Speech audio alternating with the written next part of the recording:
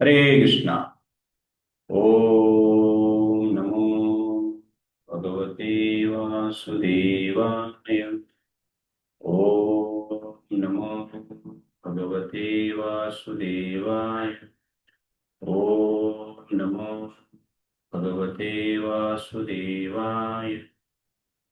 नारायणं नमस्कृत्य नरं चैव नरोत्तमं देवीं सरस्वतीं व्यासं ततो जयमुदीरये।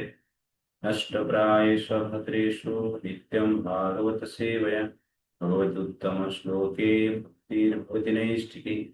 कृष्णाय वासुदेवाय देवकीनन्दनाय च नन्दगोपकुमाराय गोविन्दाय नमो नमः।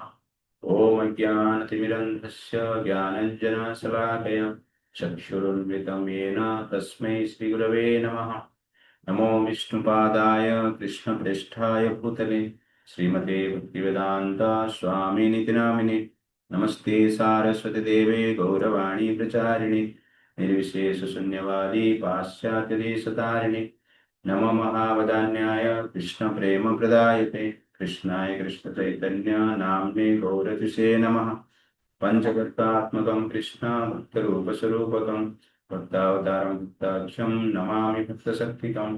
हे कृष्ण करुण सिंधो दीनबंधो जगत्पते गोपेश गोपिका कांत राधा कांत नमस्तुते। तप्त कांचन गौरांगी राधे वृंदावनेश्वरी वृषभानुसुते देवी प्रणमामि हरिप्रिये। वंशाकल्पतरुभ्यश्च कृपा सिन्धुभ्यैव च पतितानां पावनेभ्यो वैष्णवेभ्यो नमो नमः। जय श्री कृष्ण चैतन्य प्रभु नित्यानंद श्री अद्वैत गदाधर शिवासादि गौर भक्तवृंद। हरे कृष्णा कृष्णा कृष्णा हरे हरे हरे राम राम राम हरे हरे।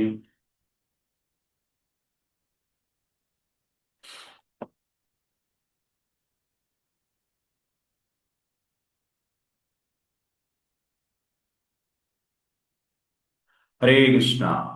तो हरे कृष्णा समस्त भक्त हम हार्दिक स्वागत करते हैं आज का कार्यक्रम में। तो आज हम वर्ष नंबर 19 से आगे देखेंगे। तो कल हमने देखा था कि किस प्रकार जो भूमि देवी हैं ब्रह्मा जी के पास जाते हैं और ब्रह्मा जी भूमि देवी भगवान शिव और समस्त देवताओं को लेकर क्षीर सागर में जाते हैं और भगवान से प्रार्थना करते हैं। तो भगवान से क्या प्रार्थना करते हैं आज हम देखने की प्रयास करेंगे। तो वर्ष नंबर 20। तत्र गत्वा जगन्नाथं देवदेवं वृषाकपिं पुरुषं पुरुषसुक्तेन उपतस्थे समाहितः। After reaching the shore of the ocean of milk, the demigods worshipped the Supreme Personality of Godhead, Lord Vishnu, the Master of the whole universe, the Supreme God of all gods, who provides for everyone and diminishes everyone's suffering. With great attention, they worship Lord Vishnu, who lies on the ocean of milk, by reciting, just a second, by reciting the Vedic mantras known as the Purusha Sukta. Okay. तत्र गत्वा जगन्नाथ देव देव प्रसाद। तत्र means क्षीर सागर के तट पर गए जहां पर कि भगवान जगन्नाथ निवास करते। तो भगवान कृष्ण को भगवान विष्णु को जगन्नाथ कहा जाता है। जगन्नाथ मतलब जगत का नाथ, जगत का कंट्रोलर, जगत का निर्माता। तो जगत का जो देखभाल करते हैं उनको जनरली हम क्या कहते हैं, जगन्नाथ कहते हैं, मालिक। इसलिए भगवान का एक नाम जगन्नाथ होता है। तो भगवान का जो नाम है उनके गुण और लीला के हिसाब से होता है। कोई भी नाम आप लें। तो जगन्नाथ इसलिए है क्योंकि समस्त जगत का वो मालिक है। कृष्ण इसलिए है क्योंकि कृष्ण ऑल एट्रैक्टिव। नंद नंदन इसलिए है क्योंकि नंद महाराज के बेटा है। वासुदेव इसलिए है कि वसुदेव के बेटे हैं। तो इस प्रकार कोई भी नाम आप लेंगे तो भगवान का नाम का एक तो महिमा रहता है, क्वालिटी रहता है, गुण रहता है। तो यहाँ पर पहली बार बताया जा रहा है तत्र गत्वा जगन्नाथ। तो यहाँ पर आप देखेंगे समस्त देवता वहां पर है, बट जगन्नाथ कौन है? कृष्णा है, विष्णु।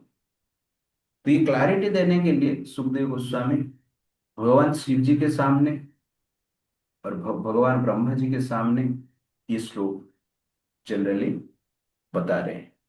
यहाँ पर उपस्थित है ब्रह्मा जी, और उसके साथ साथ शिव जी भी उपस्थित है, बाकी देवता भी उपस्थित। लेकिन कहाँ पे गए वो लोग? जगन्नाथ, जगत का नाथ। कहने का अर्थ है बाकी जो देवता है वो जगत का नाथ नहीं, बाकी देवता उनके एरिया में आप वो नाथ, बट समस्त जगत का, जगत मतलब यहाँ पर आध्यात्मिक जगत और भौतिक जगत, दोनों जगत का जो नाथ, प्रोपराइटर है, मालिक, दैट इज एक्चुअली क्या है? Is Lord Krishna. देव देवम, और देवताओं की देवता है। तो समस्त देवता यहाँ पर उपस्थित है। इसलिए सुखदेव गोस्वामी यहाँ पर ये शब्द बोल रहे हैं देव देवम। ये देवताओं की देवता है। देवता जिसको पूजा करते हैं वो है भगवान विष्णु। वृषा कपिम। तो वृषा कपिम का अर्थ है जनरली जो संसार में समस्त दुख को निवारण करते हैं उनको वृषा कपि कहा जाता है। पुरुषम पुरुष सुक्तेन वतस्ते समाहिता। और वहां पर जाकर पुरुष सूक्त मंत्र के द्वारा भगवान का आराधना की, भगवान का गुणगान किए। तो ऋग वेद में पुरुष सूक्त मंत्र आया है, सबसे इंपॉर्टेंट मंत्र माना जाता है। तो उस मंत्र के द्वारा भगवान का पूजा क्षीर सागर के पास। तो भगवान क्षीर सागर में निवास करते हैं।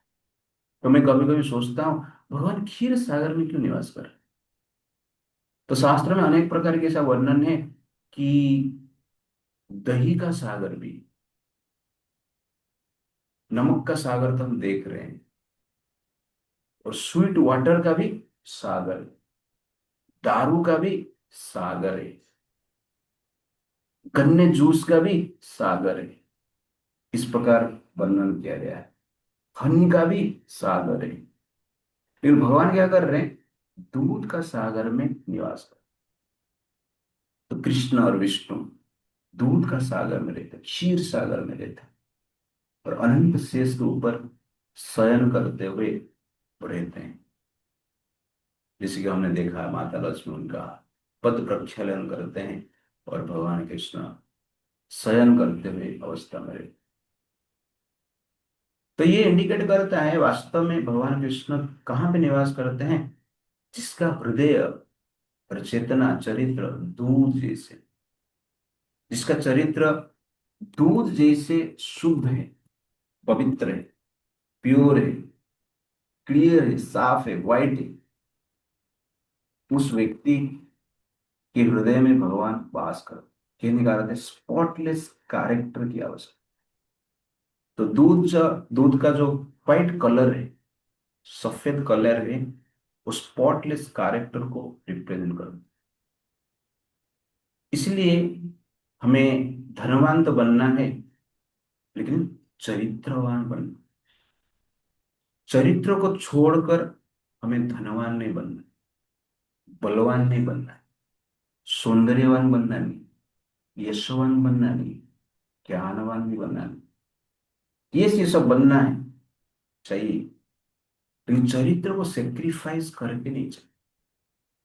इसलिए भगवान क्या करते हैं? दूध का सागर में शयन करते हैं। तो चरित्रवान व्यक्ति के हृदय में भगवान निवास करते हैं। और एक दूध का स्पेशल कैरेक्टर क्या है? दूध एक संपूर्ण आहार है। पूरा समाज को दूध पोषण करता है। छोटे बच्चे से लेकर वृद्धावस्था तक एक व्यक्ति मान लो सिर्फ दूध पी के जिएगा तो जी सकता है, लेकिन छोटे बच्चे को आप हनी नहीं पिला सकते, दही नहीं खिला सकते, दारू तो छोड़ दीजिए। तो दूध पोषण का तत्व है। ठीक उसी प्रकार जनरली हमारे भी हृदय में अन्य जीव के प्रति एक प्रकार की पोषण की भावना आना चाहिए, सेवा की भावना आना चाहिए, हेल्प की भावना आना चाहिए। कहने का अर्थ है दया की भावना। तो हृदय में दया की भावना होना चाहिए और सुंदर चरित्र होना चाहिए।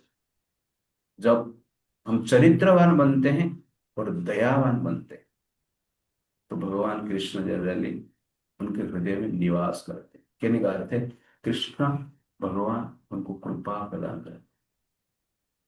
इसलिए हमें ये क्वालिटी को डेवलप करने की प्रयास करना चाहिए। चरित्र को साफ रखना है और दया की क्वालिटी को डेवलप करनी ये अत्यंत आवश्यकता है। तो चरित्रवान बनेंगे, दयावान बनेंगे तो अंत में हमें मिलेंगे भगवान मिलेंगे। इसलिए ये अत्यंत आवश्यकता है। और क्षीर सागर ये रिप्रेजेंट करता है। तो दूध जो है ये साधारण नहीं। एक बार बीरबल ने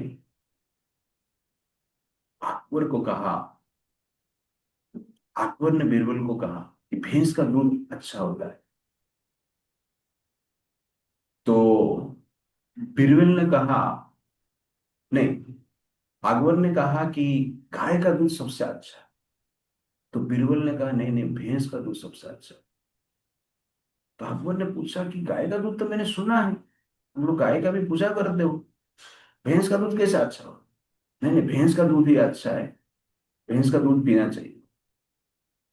दूध उसको पीना है तो भैंस का दूध ही पीना। अच्छा है। अकबर ने पूछा कि ऐसा कैसे हो सकता है, फिर गाय का दूध के बारे में क्या होता है? तो बीरबल कहते हैं गाय दूध ही नहीं देता है।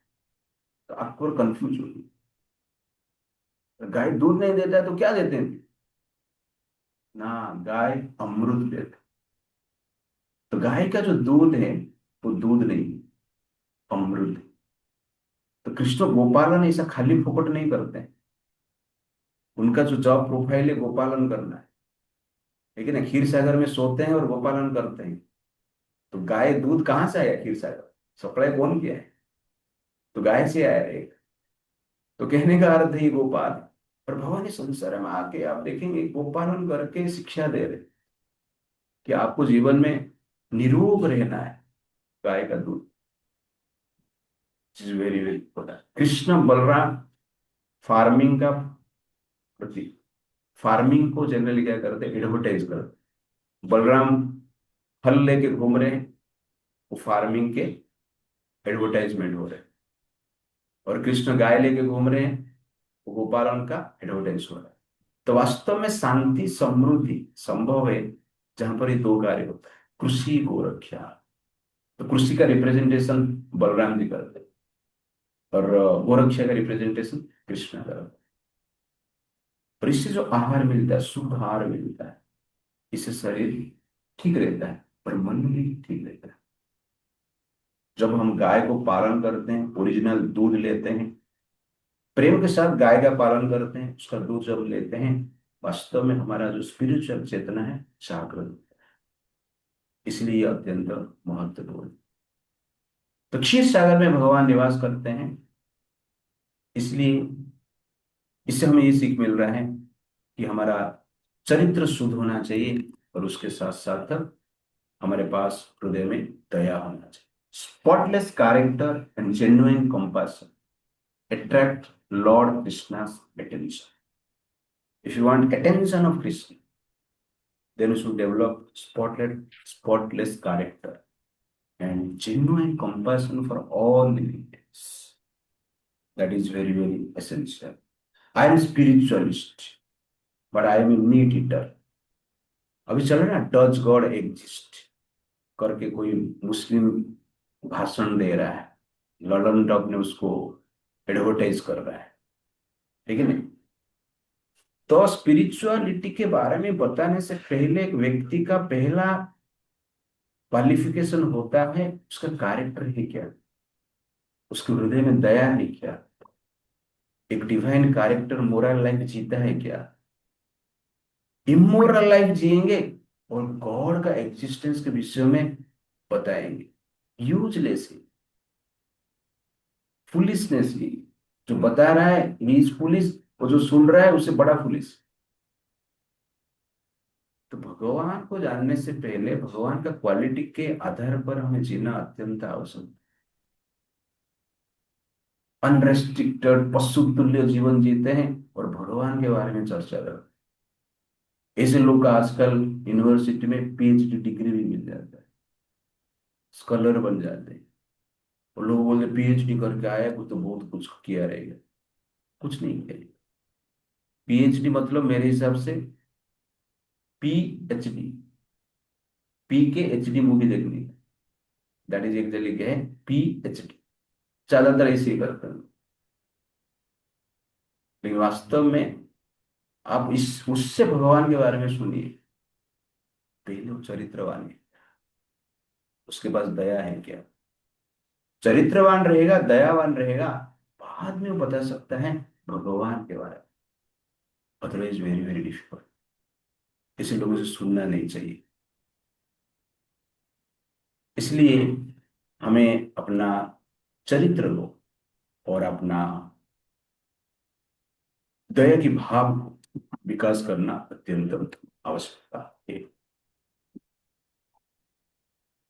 और यहां पर जगन्नाथ शब्द का उच्चारण हुआ है, तो प्रभुपाद जी परपट में लिखते हैं कि ये प्रमाण करता है कृष्ण भगवान है, विष्णु भगवान, ईश्वर परम कृष्ण, सच्चिदानंद विग्रह। देव देव शब्द यूज करके ये प्रमाण होता है कि जो विष्णु है समस्त देवताओं के देव है। और भगवान कृष्ण को अर्जुन भी गीता में कहते हैं, परम ब्रह्म परम धाम पवित्रम परमम भगवान पुरुषम शाश्वतम दिव्यम आदि देवम अजम विभुम्। कृष्ण जो है परम ब्रह्म परम धाम, समस्त देवताओं के आदि अजम है, समस्त सबसे बड़े। इस प्रकार अर्जुन भी क्या करते हैं, प्रमाण करते हैं। तो इस प्रकार आप देखेंगे तो कृष्ण का जो प्रामाणिकता है शास्त्र में और वेद में पुरुष सूक्त मंत्र है। तो पुरुष सूक्त मंत्र के द्वारा देवता क्या करते हैं, भगवान को प्रार्थना करते हैं। सहस्र शीर्ष पुरुष सहस्रक्ष सहस्रपात स भूमि विश्वत तत्व अत्याति दशंकुलम। तो इस प्रकार अनेक वर्सेस हैं जहां पर भगवान को वर्णन किया जाता है। सहस्र शीर्ष, हजार हजार उनके सर है। इसका अर्थ है कि उनका दिमाग हर जगह पे यूज हुआ है। He is the brain of all the creation. जो हजार हजार क्रिएशन हम देख रहे हैं उनके पीछे कृष्ण का ब्रेन है। दैट इज एक दल क्या है, सहस्र शीर्ष। सहस्र अक्ष जब कहा जाता है, उनके आंख हजार हजार आंख। कहने का अर्थ है हर चीज में उनका दृष्टि है।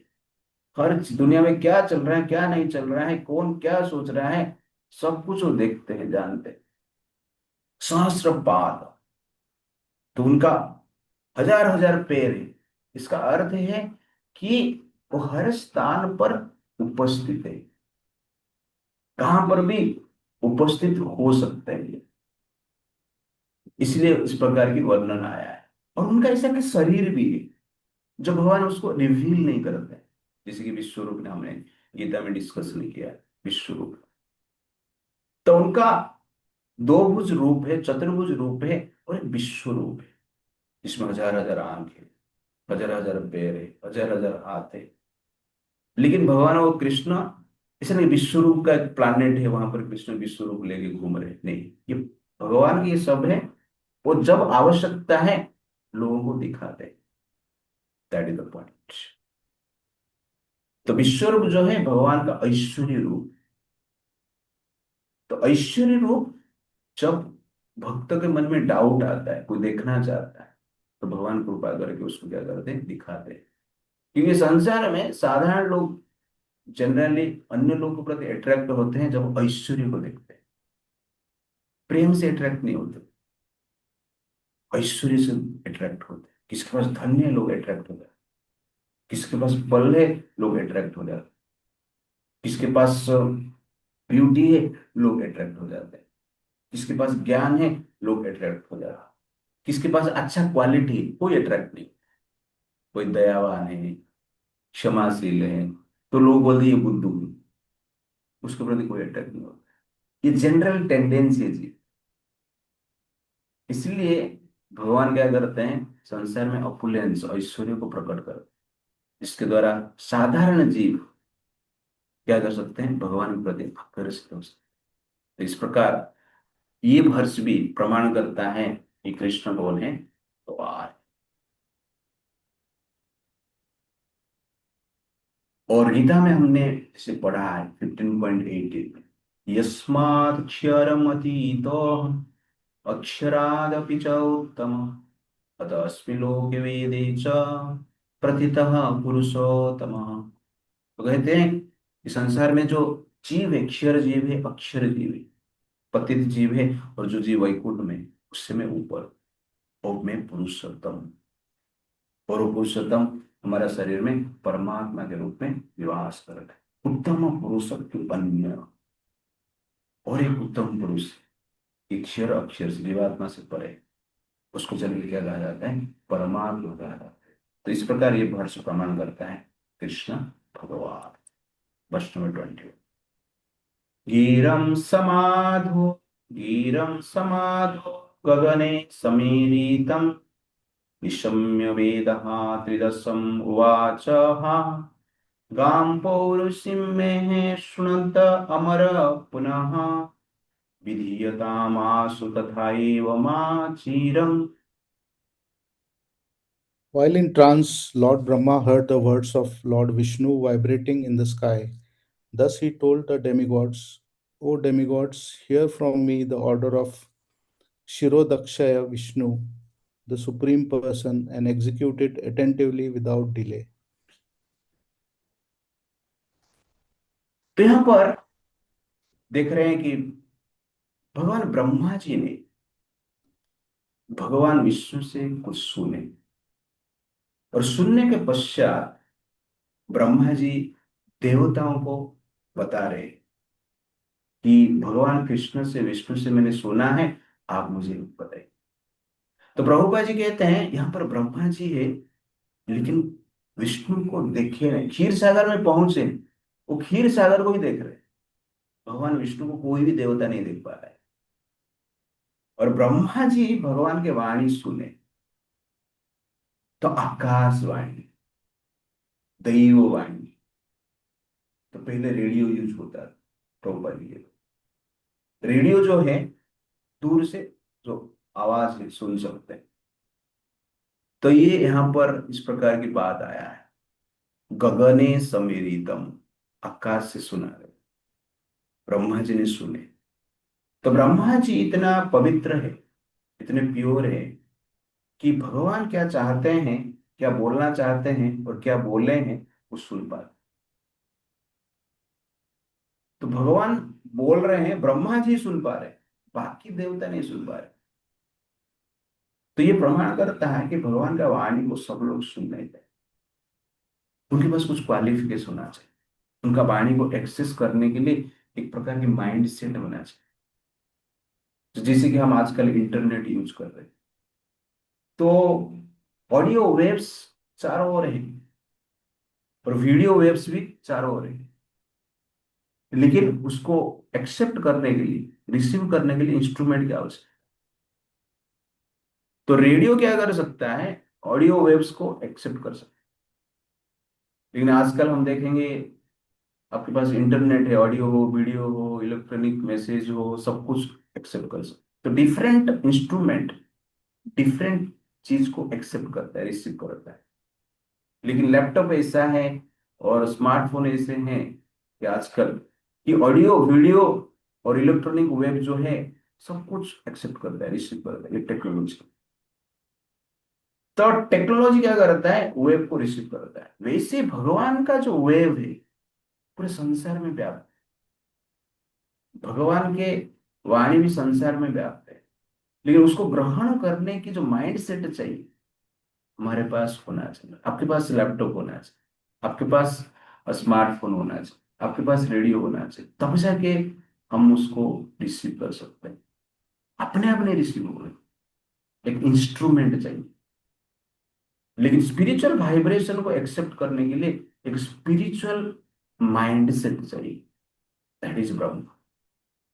तो ब्रह्मा जी ऑस्टेरिटी का प्रतीक और प्योरिटी का प्रतीक। तो ब्रह्मा जी जब भगवान के नाभि कमल से निकलते हैं, नाभि कमल के ऊपर बैठकर 100 सेलेस्टियल ईयर तपस्या कर, 100 सेलेस्टियल ईयर, देवताओं के जो आयु है वर्ष, उसमें तपस्या कर 100 सेलेस्टियल। तो हमारा एक दिन, जनरल हमारा एक साल देवताओं का एक दिन होता है, इस प्रकार हमें समझना है। तो इसी प्रकार 100 सेलेस्टियल ईयर ब्रह्मा जी ने तपस्या की, दैट इज तपस्या, भगवान कृष्ण के ऊपर उन्होंने। तो ऑस्टेरिटी और प्यूरिटी, पवित्रता, ये दो क्वालिटी के द्वारा हम भगवान के वाइब्रेशन को एक्सेस कर पाए। इस प्रकार आपके पास स्पेशल इंस्ट्रूमेंट है, तो ये संसार का जो मटेरियल वाइब्रेशन है, साउंड वेव्स है, उसको एक्सेप्ट आप कर पाए, रिसीव कर पाए। वैसे भगवान का साउंड को रिसीव करना है, एक्सेप्ट करना है, तो उसके लिए भी हमारे पास एक स्पेशल माइंड सेट होना चाहिए, दैट इज प्योरिटी एंड स्पिरिटी, तपस्या और पवित्रता, ये दोनों आवश्यकता है। तो तपस्या रहेगा और पवित्रता रहेगा तो ये कार्य हो सकता है। और तपस्या से पवित्रता आता है, और पवित्रता से परम पवित्र भगवान को हम क्या कर सकते हैं, एक्सेस कर सकते हैं, जान सकते हैं। इसलिए ब्रह्मा संहिता में स्वयं ब्रह्मा जी कहते हैं कि भगवान को देखने का क्वालिफिकेशन क्या है। वो जनरली कहते हैं कि प्रेमांजन छूरित भक्ति विलोचन संत सदैव हृदय सुविलोकयन यम साम सुंदरम अचिंत्य गुण स्वरूपम गोविंदम आदि पुरुषम तमहम भजामि। प्रेमांजन छूरित भक्ति विलोचन, प्रेम का अंजन से हम भगवान को देख सकते। कामांजन से भगवान नहीं दिखे, प्रेमांजन से। तो हमारा अंजन जो है, हम जो आंख है आज हमारे पास है, चेतना जो है कामांजन है, लस्ट से भरा हुआ। आप जो कह रहे हो कि मुझे भगवान को देखना है, पहले कामांजन को छोड़ना पड़ेगा। छोड़ दीजिए, भगवान अपने आप दिखेंगे। हे, साउंड वेव हर जगह पे है, इलेक्ट्रॉनिक वेव हर जगह पे है, बस आपके पास एक सिस्टम होना चाहिए, सिस्टम में नेटवर्क होना चाहिए, सिस्टम में ठीक ठाक होना चाहिए, दैट इज द पॉइंट। ठीक उसी प्रकार हमारा सिस्टम ठीक होना चाहिए, It's नेटवर्क होना 7 चाहिए। o'clock. तो सिस्टम ठीक मतलब क्या है, आपका सिस्टम पवित्र होना चाहिए, चेतना पवित्र होना चाहिए, काम से दूर होना चाहिए, परफेक्ट सिस्टम। और जो नेटवर्क है आपके पास होना चाहिए। और नेटवर्क के लिए, नेटवर्क तो मिलता है लेकिन पेमेंट करना पड़ता है। पेमेंट रहेगा तो नेटवर्क एक्सेस कर पाएंगे आप, नहीं तो नहीं कर पाएंगे। डेटा खत्म तो नेटवर्क रहेगा तो भी आप एक्सेस नहीं कर, तो पेमेंट करना पड़ेगा। तो ठीक उसी प्रकार ये पेमेंट जो है ऑस्टेरिटी, तपस्या है। तपस्या जब करते हैं वास्तव में भगवान को पेमेंट करते हैं, तो उससे हम क्या कर सकते हैं, भगवान का साउंड वाइब्रेशन हम एक्सेस कर सकते, भगवान का दर्शन कर सकते। प्रेमांजन छूरित, वो प्रेम, उसको कहते हैं प्रेम। तो काम से परे जो विचार है उसको प्रेम कहते हैं।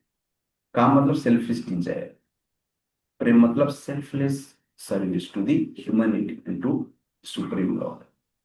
तो इस प्रकार का चेतना रहेगा तो हम क्या कर सकते हैं, भगवान को देख सकते हैं।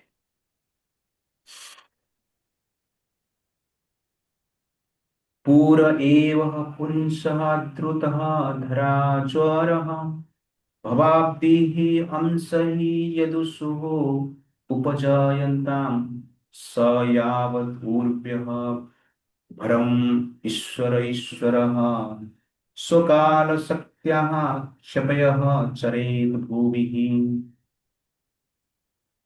Lord Brahma informed the demigods, before we submitted our petition to the Lord, he was already aware of the distress on earth. Consequently, for As long as the Lord moves on earth to diminish its burden by his own potency in the form of time, all of you demigods should appear through plenary portions as sons and grandsons in the family of the Yadus. तो यहाँ पर ब्रह्मा जी बता रहे कि भगवान ने क्या कहा, जो ब्रह्मा जी ने सुना। वो बता रहे हैं कि मैंने सुना है कि भगवान को ये सब पता है पहले से कि दुनिया में क्या चल रहा है, और इसका निराकरण के बारे में भगवान पहले से सोच चुके हैं। लेकिन भगवान तो आएंगे अवतार लेके, लेकिन उन्होंने बोला कि मैं अवतार लेके तो आऊंगा, लेकिन उसके साथ साथ आप मुझे हेल्प करना पड़ेगा। यहाँ पर यदु यदुषु उपजयंतम, ब्रह्मा जी कहते हैं आप यदु कुल में जन्म लीजिए, और भगवान जब लीला करेंगे उनका लीला में आप हेल्प। तो इसलिए मैं यहाँ पे हेडिंग दिया है, God helps those who serves God, those who help themselves, ऐसा जनरली वर्ड संसार में चल रहा है। बट भगवान उनको हेल्प करते हैं जो भगवान का सेवा करते हैं। तो हम जनरली सोचते हैं कि हम घर पे बैठे रहेंगे और भगवान धर्म का रक्षा करते हैं। नहीं, भगवान धर्म का रक्षा ऐसे नहीं करे। आप धर्म का रक्षा करने के लिए प्रयास करेंगे तो भगवान आपको हेल्प करेगा 100%। तो प्रभुपा जी कहते हैं कि आप एक स्टेप भगवान की ओर लेके जाइए, भगवान 100 स्टेप लेके आपके पास आएंगे। जब तक आप एक स्टेप नहीं उठाएंगे, भगवान 100 स्टेप लेते हैं। ये जनरल अंडरस्टैंडिंग। इसलिए भगवान ब्रह्मा जी को कहते हैं यदु कुल में इनको जन्म ले देते। ये पीड़ा में, पेन में है राक्षस के द्वारा, लेकिन इनका पेन दूर तब होगा जब ये लोग सेवा करेंगे। तो इसलिए हम जनरली कहते हैं भगवान संसार में आते क्यों नहीं, क्योंकि हमने एक भी स्टेप नहीं उठाए। तो भगवान क्यों आएंगे? इसलिए सेवा अत्यंत आवश्यकता है। और देवता क्या करते हैं, उनके अंश संसार में भेजते हैं अनेक माँ के गर्भ में, और यदु कुल में देवताओं की अंश जन्म होता है। उसके बाद भगवान आते हैं लीला करते हुए संसार का जो गॉड है उसको दूर कर। तो इसलिए यहाँ पर देवता जैसे संतान आपको चाहिए, तो हमें धार्मिक आचरण करना है। हम धार्मिक आचरण नहीं करेंगे तो हमारा संतान कभी भी धार्मिक, इम्पॉसिबल। तो हम जब भक्ति का आचरण करेंगे, धार्मिक आचरण करेंगे, तब जाके हमारा संतान धार्मिक बने, और ऐसे जीवात्मा, शुद्ध जीवात्मा हमारा घर पे आए। इसलिए हम भी एक तरफ से आजकल देखेंगे, हम कहते हैं कि मुस्लिम्स मार रहे हैं, तो वास्तव में हम भी मार रहे हैं। अब ध्यान से देखेंगे, एवर्सन पूरा संसार में बढ़ रहा है। भारत में डेली 40,000 से ज्यादा एवर्सन हो, डेली की बात कर लो, साल का नहीं, महीने का नहीं। तो वेर इज द धर्म? भगवान क्यों आए? और डेली पूरा संसार में जनरली क्या है, 9 लाख गाय को मार दिया जाता है। मैं दिल्ली का बात कर, ये जनरली सिचुएशन। तो ये दो पाप बढ़ रहा है। तो बाकी जो कॉल्ट है उनका बेसिस ही ये सब करना है। लेकिन धर्म का अर्थ है जनरली क्या है, एवर्सन नहीं करना। धर्म का अर्थ है कहाव प्रोटेक्शन करना। तो इसीलिए हमें ये तथ्य को ठीक से जानना है, और इसी प्रकार धार्मिक व्यवहार करना, तब जाके ऐसे संतान आते हैं जो धर्म का रक्षा करने के लिए कार्य करते हैं। शिवाजी इससे खाली फोकट पैदा नहीं होते, महाराणा प्रताप ऐसा खाली फोकट नहीं आ जाते। उनके लिए जयवंत बाई जैसे माँ चाहिए, जीजाबाई जैसे माँ चाहिए, तब जाके वो सोल को धारण किया जा सकता है और संसार में कार्य हो सकता है। इसलिए हर माता पिता इस भाव से संतान उत्पन्न करना चाहिए कि ये संसार में आएगा क्या बनेगा? धार्मिक बनेगा, धर्म का रक्षा करेगा। हमारा उल्टा होता है, हम सोचते हैं ये आएगा तो बड़ा पैसा कमाने वाला होना चाहिए, आईएएस बनेगा, आईपीएस बनेगा। इस भाव से जनरली हम संतान को उत्पन्न करते हैं, भाव से। और आने के बाद भी उस भाव से उसका पालन पोषण आवश्यकता है। लेकिन मेन भाव आपका होना चाहिए धार्मिक, बड़ा बनेगा, पावरफुल बनेगा। क्यों बनेगा? धर्म का रक्षा कर। जब ये करते हैं भगवान तब आते हैं बाद में। तो हम धर्म का आचरण नहीं करेंगे तो भगवान क्यों आए? जैसे आपके घर पे कोई गेस्ट आ रहा है, तो गेस्ट आ रहे हैं आपके घर पे, आएंगे जब गेस्ट के हिसाब से आप कुछ करेंगे, गेस्ट का इनविटेशन का कुछ व्यवस्था करेंगे, तो गेस्ट आएगा। कोई पूछ नहीं रहा है तो गेस्ट क्यों आएगा उधर?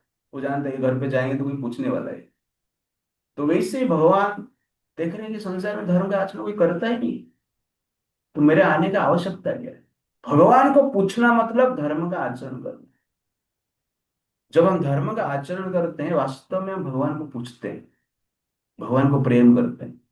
आई लव यू बनने बोलने से कुछ प्रेम नहीं होता है। ये सब जनरली क्या है, फिल्मी गाना है। आचरण से प्रेम को जाना जाता है, समझा जाता है, प्रेम को प्रकट किया जाता है। आचरण वास्तव में क्या है? सेवा का आचरण वास्तव में प्रेम। वैसे धार्मिक आचरण जो है भगवान के प्रति प्रेम, that is very very important. इसलिए यहाँ पर कहा जाता है यदुषु उपजयंता, यदु कुल में सबको जन्म लेने के लिए बोला। तो भगवान यहाँ पर हमें इंस्ट्रक्शन दे रहे हैं कि आपको धर्म का रक्षा करना आप चाहते हो, तो संसार में आपको क्या करना पड़ेगा? धार्मिक आचरण करना पड़ेगा, और धार्मिक संविधान का भी उत्पन्न करने की आवश्यकता है। और प्रभुपाद जी परपट में लिखते हैं कि कलयुग में भगवान कृष्ण नाम के रूप में आए। इसीलिए हर व्यक्ति को क्या करना चाहिए? नाम जप करना चाहिए। कली काले नाम रूपे कृष्ण अवतार, नाम हईत हय सर्व जगत विस्तार। तो कलियुग में भगवान कृष्ण नाम के रूप में है, और नाम के द्वारा समस्त जगत का उद्धार हो सकता है। कहने का अर्थ है धार्मिक आचरण तो करना है, और भगवान का नाम का भी प्रचार प्रसार करना है, जिससे कि हमारे भीतर जो डिमोनियक टेंडेंसी नष्ट होगा। तो भीतर का डिमोनियक टेंडेंसी को नष्ट करने के लिए नाम की आवश्यकता है, और बाहर में जो डिमन घूम रहे हैं उनको नष्ट करने के लिए कर्म की आवश्यकता, धर्म की आवश्यकता है। तो धर्म और ये नाम, धर्म कर्म और भगवान का नाम से बाहर का भीतर का डीमन को हम क्या कर सकते हैं? नष्ट कर सकते हैं। हम कल देखेंगे ब्रह्मा जी आगे क्या बताते हैं। हरे कृष्णा। श्री प्रभुपाद की जय। Thank you very much.